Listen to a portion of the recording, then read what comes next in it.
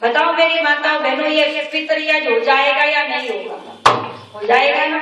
अगर माता पिता की सेवा घर में होगी तो फितरिया होगा।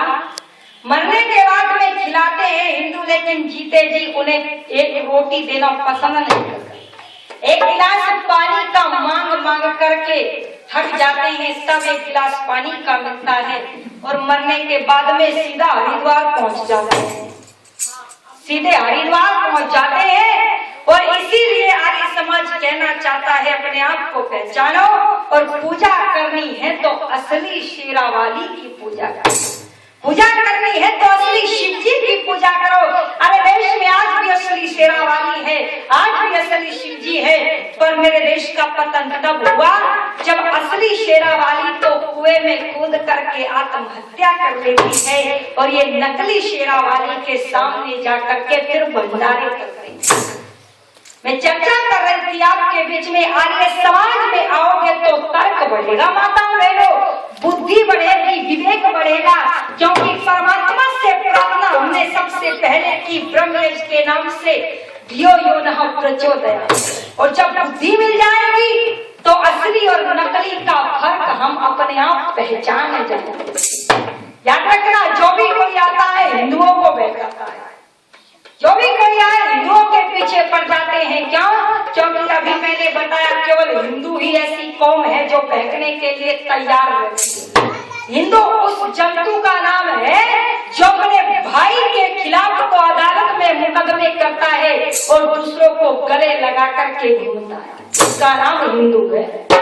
याद रखना, किसी ने कहा हिंदू तो चून का दीवा है, घर में रखोगे चूहे खा जाएंगे और बाहर रखोगे कौवा उठा करके ले जाएगा। ये हालत आज हमारी है। माताओं में पहचानो अपने आप को। आर्य समाज में आएंगे तो क्या बढ़ेगा? तर्क बढ़ेगा। कैसे? बड़े कार्य परिवार की बेटी पौराणिक परिवार में विवाह करवा करके शायद पहले भी सुनी हो पर याद दिला देती। विवाह करवा करके आई और जैसे एक नियम होता है कि विवाह से अगले दिन उसको देवी पितरों पर मंदिरों पर ले जाते हैं। यहाँ भी होगा है ना, क्योंकि मलेरिया जब फैलता है पूरे भारत में फैलता है और ये भी तो बीमारी है। तो आइए, सास ने अपनी बहू से कहा, बोली चलो बेटा मंदिर पर जाना है। लेकिन बहू को अभी आए केवल एक रात हुआ, कुछ बोली नहीं, उठ करके चल पड़ी। शहर में विवाह हुआ था, भव्य विशाल मंदिर बना हुआ था और चल पड़ी आगे आगे। सास है, मोहल्ले की औरतें हैं, साथ में बहू है। देखा बहुत बड़ा एक मंदिर है, मंदिर के दरवाजे पर 2 सिपाही खड़े। सिपाहियों को देखा तो तर्क की कोई कमी नहीं थी। एकदम से चिल्ला करके देख करके पीछे हटी, बोली माँ मंदिर के दरवाजे पर तो सिपाही खड़े हैं और हमने पूछा नहीं इनसे, हम चले हुए जा रहे हैं, ये हमको रोकेंगे टोकेंगे और शायद मंदिर में न जाने दें क्योंकि हमने पूछा नहीं। जब ये बात कही सास मुस्कुराई और मुस्कुरा करके सोचती है कि आर्य परिवार की है, भगवान को नहीं मानते। यही भ्रांति है ना लोगों को। बोले भगवान को तो मानते ही नहीं और इसने मंदिर देखे ही नहीं। हंस करके बोली बेटा ये सिपाही पत्थर के हैं, कुछ नहीं कहेंगे, आ जाओ। लेकिन बहू यही कहलवाना चाहती थी पर कुछ नहीं बोली, चुप रही। अंदर गई, अंदर देखा एक शेर है, उस पर शेरा वाली है, 8 हाथ है, चक्र गदा तलवार शस्त्र पत्नी क्या क्या लेकर के बैठे। शेर का मुंह इतना बड़ा खुला हुआ। जब शेर को देखा बहू चिल्ला करके भाग करके बाहर निकल गई। बोली माँ मंदिर में तो शेर आ गया। शेर तो रसगुल्ले खाता ही नहीं, वो तो मांसाहारी होता है, हमें खा जाएगा, उसको नहीं पता हम उसे खिलाने आए हैं। सास फिर मुस्कुराई, मुस्कुरा करके बोली बेटा ये शेर भी पत्थर का है, कुछ नहीं कहेगा। सास ने बहू से कहा चलो बेटा भोग लगाओ। अब बहू ने कहा माँ मुझे तो आता ही नहीं, भोग कैसे लगता होगा, लगा करके दिखाओ। सास ने भोग लगाया, माताओं बहनों जैसे लगता होगा लगा दिया, पता मुझे भी नहीं है। तो लगा करके जैसे ही पैरों को छुआ तो आपने सुना होगा बड़े बड़े मंदिरों में साइंस ने एक काम किया हुआ, साइंस ने तरक्की की। कैसे? बोले पैर से एक स्प्रिंग हाथ तक टच होता है और जब पैरों के हाथ लगाते हैं तो ये हाथ ऐसे झुकता था क्योंकि एक तार टच होता था। ये है तो साइंस की पत्थर को झुका दिया। और पाखंडी कहते हैं कि चलो अब दक्षिणा रख दो, आशीर्वाद मिल गया। जैसे ही हाथ झुका बहू फिर चिल्लाई और चिल्ला करके बहुत दूर हटी, पीछे हट करके बोली माँ देवी का हाथ झुक गया, कहीं तलवार ना छूट जाए, चक्र ना छूट जाए, धनुष ना छूट जाए, आपकी गर्दन पर ना लग जाए, थोड़ा सा पीछे हट जाइए। जब ये बात कही सास फिर मुस्कुराई और मुस्कुरा करके बोली बेटा ये देवी भी पत्थर की है। अरे जब ये बात कही तो बहू ने सास के पैरों को पकड़ लिया। पैरों को पकड़ करके बोली ओ माँ जब वो सिपाही पत्थर के हैं, अरे ये शेर पत्थर का है, ये शेरा वाली पत्थर की है, फिर हम यहाँ करने क्या आए हैं? फिर हम किसको खिलाने आए हैं? माँ आप कह रहे कि भोग लगाना है, अरे मैं तो आपको भोग लगाना चाहती हूँ। ओ माँ मैं नकली शेरा वाली को भोग लगा करके अन्न का अपमान नहीं करूंगी, मैं अब यहाँ पर चढ़ा करके जाऊंगी, ये अन्न नाली में जाएगा, मैं दूध जिसके ऊपर डालूंगी वो नालियों में चला जाएगा। मैं तो ऐसे बर्बाद करूं और एक जगह पर उड़ीसा में जाकर के देखो, झूठे पत्तलों को चाट करके वहाँ के बच्चे भोजन का स्वाद लेते हैं। बोले मैं ऐसे अन्न को बर्बाद नहीं करूंगी, मैं ये अन्न किसी भूखे को खिला दूंगी माँ, क्योंकि मैं असली शेरावाली की पूजा करना चाहती हूँ। मैं तो असली शेरावाली को भोग लगाना चाहती हूँ। जब ये शब्द सास ने सुने तो सास ने पूछा, बेटा असली शेरावाली अब कहाँ से आया?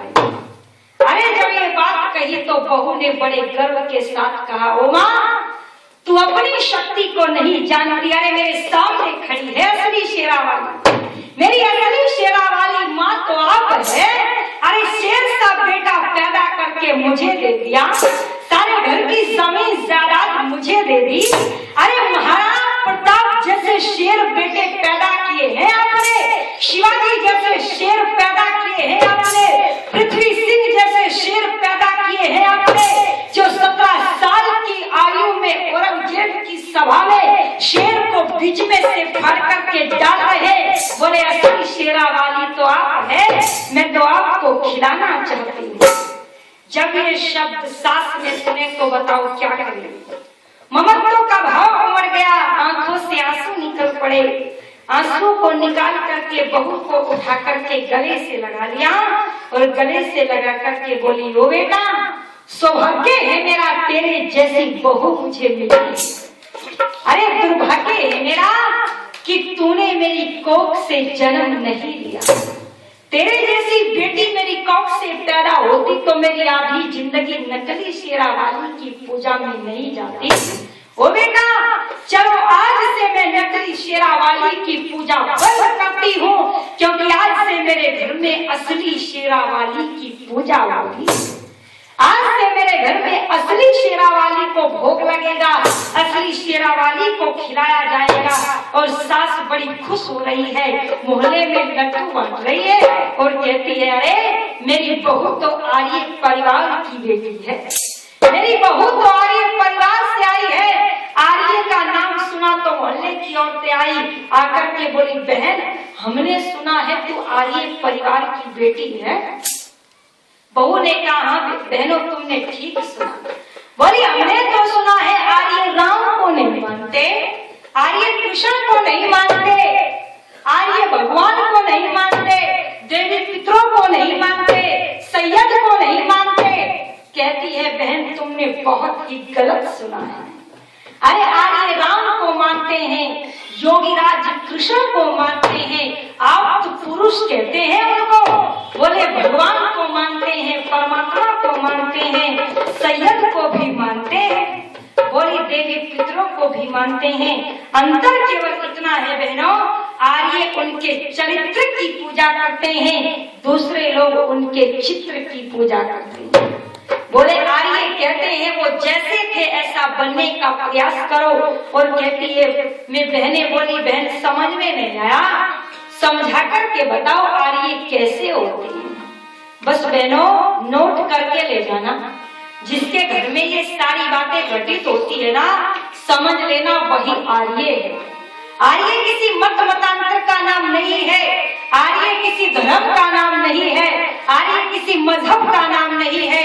जो शराब ना पीता हो, मांस ना खाता हो, बीड़ी ना पीता हो, सिगरेट ना पीता हो, दूसरे की बहन बेटी को अपनी बहन बेटी के समान समझता हो, बस वही आर्य होता है।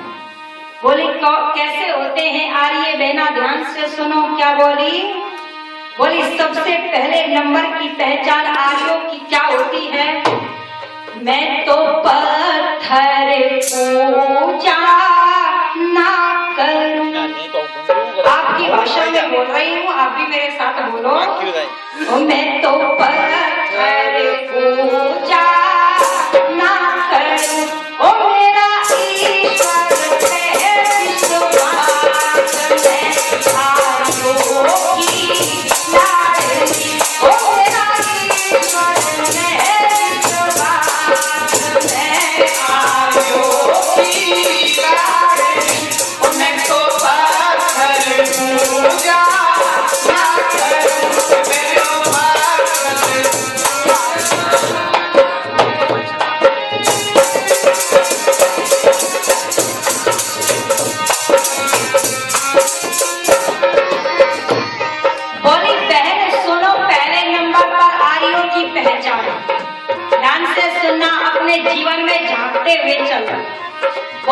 बहनों, आर्यों की बेटियां जींस पहन करके मोबाइल लेकर के कॉलेज में अकेली नहीं घूमती, बल्कि शिक्षा ग्रहण कहाँ करती है तो क्या बोली, मैं तो गुरुकुल से पढ़े के आई, मैं तो गुरुकुल से पढ़े के आई, ओ मेरे दिया आचार्य पास में आयो की आई, ओ मेरे दिया आचार्य पास में आयो।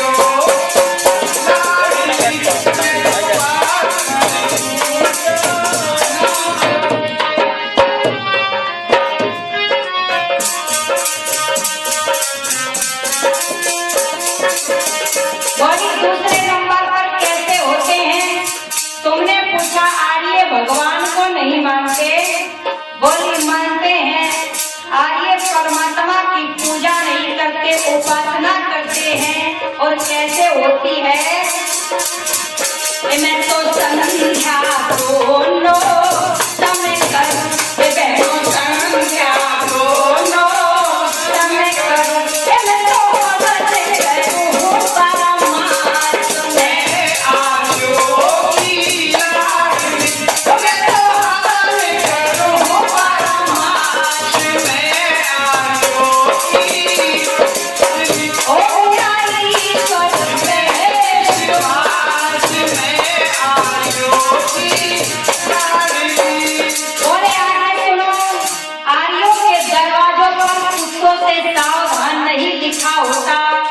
बल्कि गायत्री मंत्र लिखा होता है।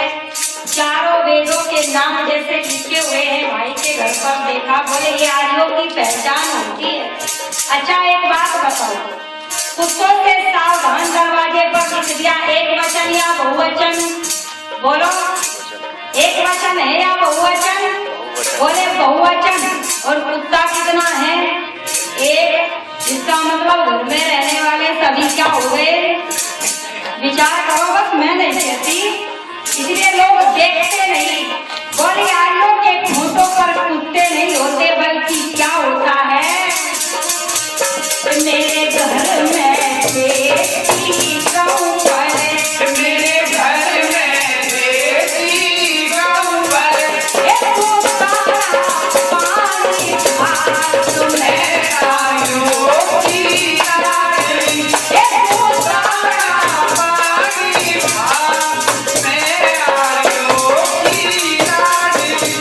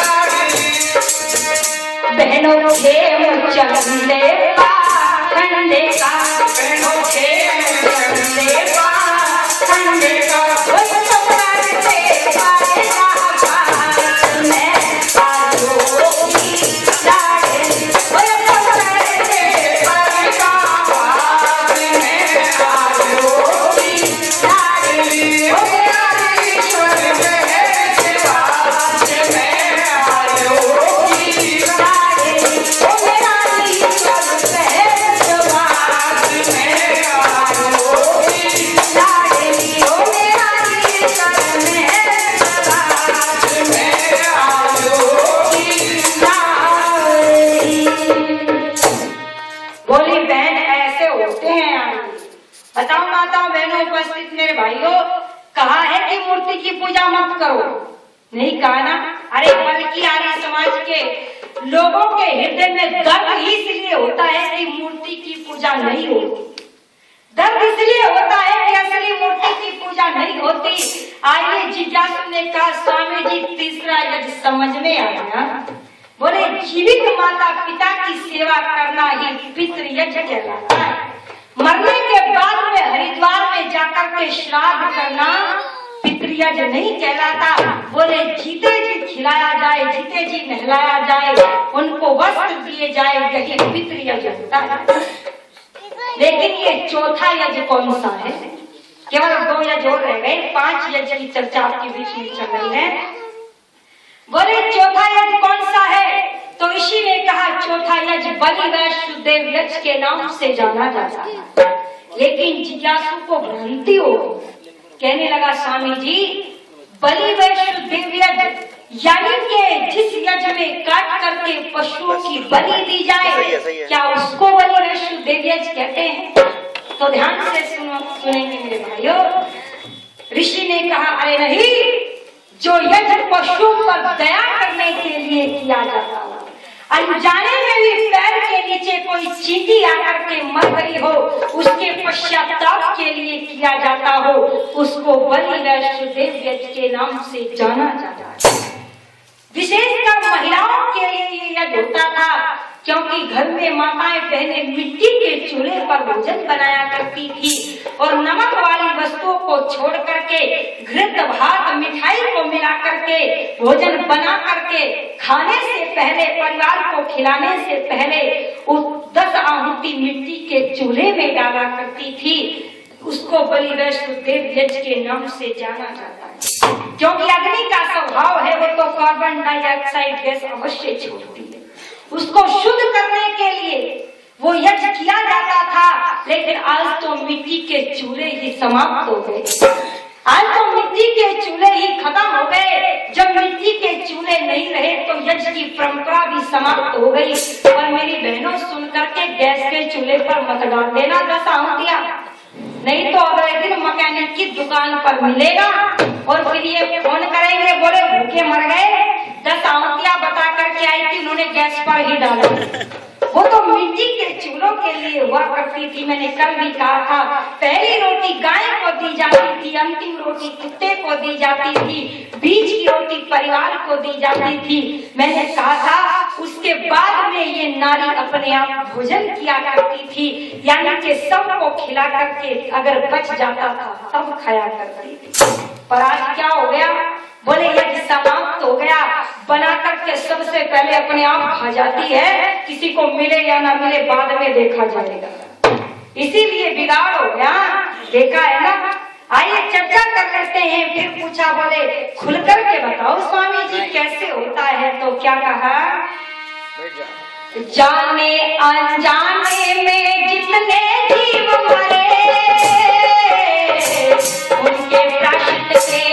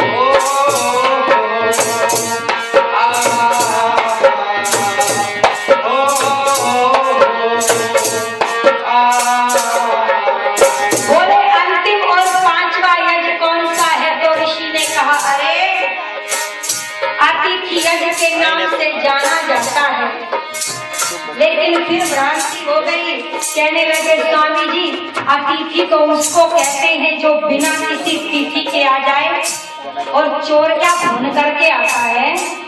तो क्या उसको भी भोजन खिलाए, दक्षिणा दे? तो ऋषि ने कहा अरे नहीं, वेदों के विद्वान को अतिथि कहा जाता है। जो परोपकार के लिए जीवन को बिताए उसको अतिथि कहा जाता है। जो घर में रहने का तरीका बताए उसको अतिथि कहा जाता है। और बोले अगर चोर का भी सम्मान करना है तो उसकी सामर्थ्य के अनुसार करो। वो चोर है उसका डंडे से सम्मान करो। बोले जो भी कोई घर में आए उसका सम्मान करना चाहिए। लेकिन सुनो अतिथि कौन होता है? तो क्या बोले? अतिथि जो घर में आए सम्मान करो। गृहस्थी का है यज्ञ पांचवा ध्यान धरो। अतिथि जो घर में आए सम्मान करो। गृहस्थी का है यज्ञ पांचवा ध्यान धरो। करना इसे यथाशक्ति से, मत होना विचलित भक्ति से। करना इसे यथाशक्ति से, मत होना विचलित भक्ति से। अरे करना अच्छे काम नरेश सुपर करेगा।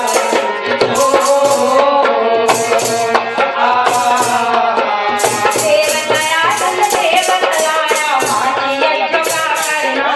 अरे ऋषि दयानंद ने बतलाया पांच यज्ञों का करना। अरे गुरु दयानंद ने बतलाया पांच यज्ञ का करना। अरे दीन दुखी निर्बल जनों के कष्ट हमेशा ओ आ ओ